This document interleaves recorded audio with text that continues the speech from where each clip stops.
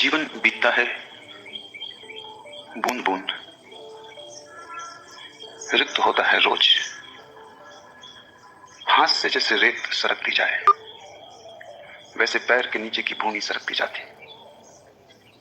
दिखाई नहीं पड़ता, क्योंकि देखने के लिए बड़ी सजगता चाहिए। और इतने धीमे धीमे बीतता है जीवन कि पता नहीं चलता कि हर घड़ी मौत निकट आ रही। जब भी कोई मरता है तो मन सोचता है मौत सदा दूसरे की होती है। मैं तो कभी मरता नहीं, कोई और मरता है, पड़ोसी मरता है। लेकिन हर मौत तुम्हारी मौत की खबर लाती। जो पड़ोसी को हुआ वही तुम्हें भी हो जाने वाला है। आखिरी क्षण तक भी होश नहीं आता। गफलत में, बेहोशी में, अपने ही हाथ से आदमी अपने को समाप्त कर लेता है। और जो भी तुम कर रहे हो उसका कोई भी आत्यंतिक मूल्य नहीं है। कितना ही धन कमाओ, कितनी ही पद प्रतिष्ठा मिले, मौत सभी कुछ साफ कर देती। मौत सब मिटा देती।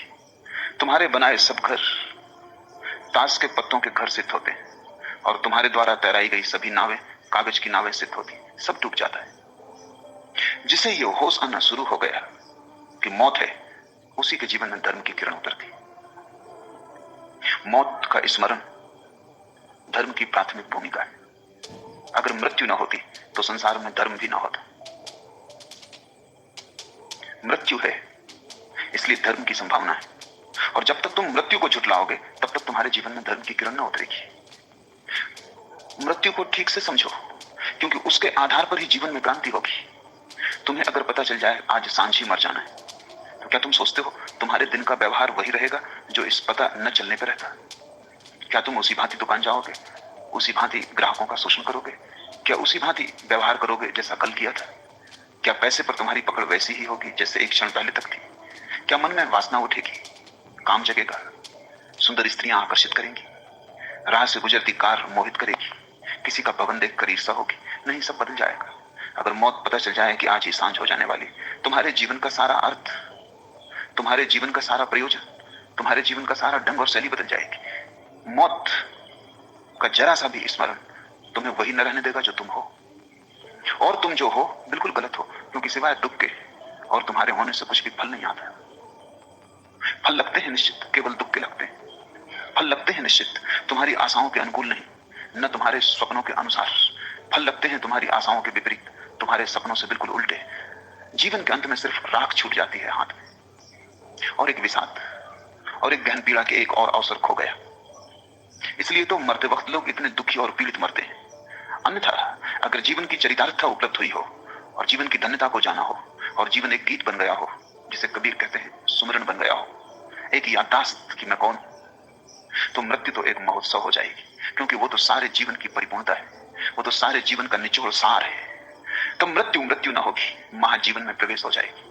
जो जान के जीता है उसकी मृत्यु समाधि हो जाती है। जो अनजान जीता है उसका जीवन भी मृत्युवत है। जो होश से जीता है वो मरता ही नहीं, जो बेहोशी में जीता है वो कभी जीता ही नहीं। उसका जीवन एक प्रवंचना है।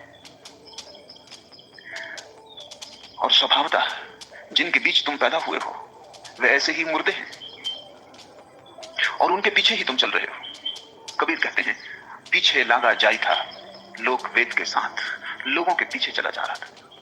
जहां लोग जा रहे थे वहीं मैं चला जा रहा था, उनका अनुसरण कर रहा था। इस बात को बिना सोचे कि वे उतने ही अंधे हैं जितना मैं हूं, बिना ये सोचे कि इस सारी भीड़ का क्या अंत होता है, आदमी भीड़ के साथ चलता है। बड़े गहरे कारण है, वो समझ लेने जरूरी। समाज व्यक्ति का शत्रु है।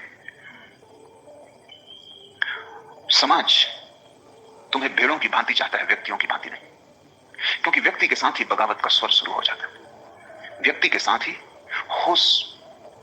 और जैसे ही होश की पहली किरण उतरी कि व्यक्ति अपने मार्ग को खोजने में लग जाता है, फिर वो भीड़ के पीछे नहीं चलता। कितना ही सुंदर राजपथ हो, कितना ही साफ सुथरा हो, कंटकाकीर्ण ना हो, फिर भी वो भीड़ की पीठ के साथ नहीं चलता। वो अपना रास्ता बनाना शुरू करता है। होश जैसे ही आया कि तुम समाज से टूट जाते हो, तुम पहली दफा स्वयं होते हो, और स्वयं होने में बगावत है, विद्रोह है, क्रांति। इसलिए कोई समाज बर्दाश्त नहीं करता व्यक्ति को। जन्म की पहली क्षण से लेकर मृत्यु की आखिरी घड़ी तक समाज व्यक्ति को नष्ट करने की कोशिश करता है। दबाता है, हर तरह से तुम्हें तोड़ता है। तुम कहीं आत्मवान ना हो जाओ, क्योंकि तुम अगर आत्मवान हुए तो समाज का नियंत्रण तुम पर ना हो सकेगा। अब तक किसी आत्मवान व्यक्ति पर समाज नियंत्रण नहीं कर सका, सिर्फ मुर्दों को काबू में रख सकता है। जिंदा व्यक्ति एक आग है, उसे हाथ में बांध के रखना आसान नहीं, उसके ऊपर कोई बंधन नहीं हो सकते। तुम जिंदा व्यक्ति को कारागृह में डाल सकते हो, लेकिन कैदी नहीं बना सकते। तुम जंजीरें पहना सकते हो, लेकिन तुम उसकी स्वतंत्रता नहीं छीन सकते। उसकी स्वतंत्रता आंतरिक है, वो उसकी स्वतंत्रता है। इसलिए सभी समाज बिना किसी अपवाद के, चाहे वे पूंजीवादी हो, चाहे समाजवादी हो, चाहे साम्यवादी हो, सभी समाज व्यक्ति के दुश्मन है। और समाज में होने वाली कोई भी क्रांति वास्तविक क्रांति नहीं है, धोखा है। चाहे फ्रांस में हो, चाहे रूस में, चाहे चीन में, सभी क्रांतियां धोखे हैं। क्योंकि क्रांति कुछ भी करती नहीं, समाज के एक ढांचे को दूसरे ढांचे से बदल देती है। एक गुलामी की जगह दूसरी गुलामी आ जाती है, और स्वभावतः दूसरी गुलामी पहली गुलामी से अक्सर ज्यादा ताकतवर सिद्ध होती, क्योंकि नई होती। पुरानी गुलामी जराजीर्ण हो गई होती, उसमें से छेद होते हैं निकलने के बाहर, उसकी दीवारें गिर गई होती हैं, उसके द्वार दरवाजे कमजोर हो गए होते हैं, उसके पहरेदार शिथिल हो गए होते हैं, कारागृह का मालिक आश्वस्त हो गया होता है कि सब ठीक